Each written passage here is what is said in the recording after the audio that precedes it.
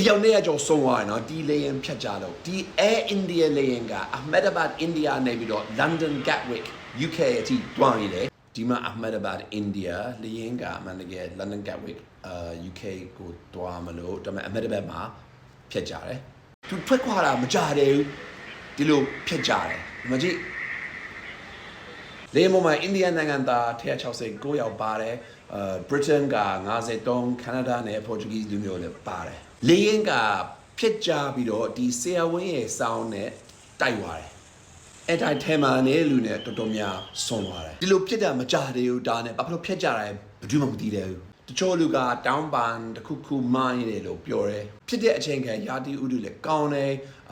လေယာဉ်မှုက Mayday လို့အော်ပြီးတော့လေယာဉ်ကဖြစ်ကြတယ်ဒါပေမဲ့ဘာဖြစ်ခဲ့တယ်လဲ